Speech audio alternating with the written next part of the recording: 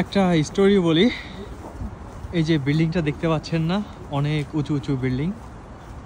আমি যখন প্রথম মস্কোতে এসেছিলাম তখন ওই যে এই রাস্তাটা দেখা যায়, এই রাস্তার সাইডে যে গাছগুলো দেখছেন সেগুলো হচ্ছে আপেল গাছ, এবং সেইখানে কিন্তু বেঞ্চও রয়েছে। আমি সকাল সকাল চলে এসেছিলাম, আমি জানতাম না যে কখন ইউনিভার্সিটি খুলবে, প্লাস কখন অ্যাডমিশন নেব, এই সকল বিষয়গুলো আমি আসলে টোটালি অবগত ছিলাম না। তাই আমি একবারে সকাল সকাল চলে এসেছিলাম এবং এসেই ওই আপেল বাগানের নিচে বেঞ্চের উপরে আমি সকাল সকাল এসে বসেছিলাম।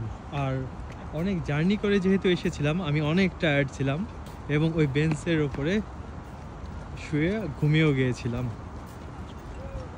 দিয়ে তারপরে ইউনিভার্সিটিতে অ্যাডমিশন নিয়েছি।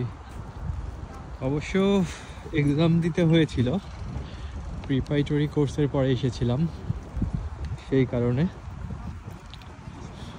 এক্সাম দিয়ে উত্তীর্ণ হয়ে তারপরে অ্যাডমিশন নিয়েছি। আর তখন কিন্তু এই বিল্ডিংটা ছিল না, তখন আন্ডার কনস্ট্রাকশন ছিল। এখনও আন্ডার কনস্ট্রাকশন, তবে অনেক উঁচু বিল্ডিং তো অনেক সময় লাগে।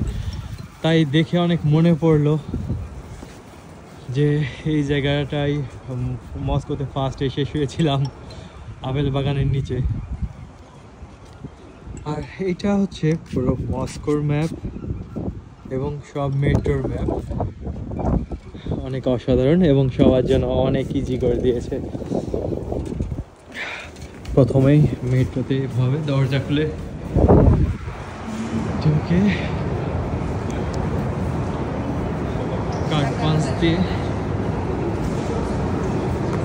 প্রবেশ করতে হয়। আচ্ছা, আল্লাহ হাফেজ, পরে দেখা হবে অন্য কোনো ভিডিওতে।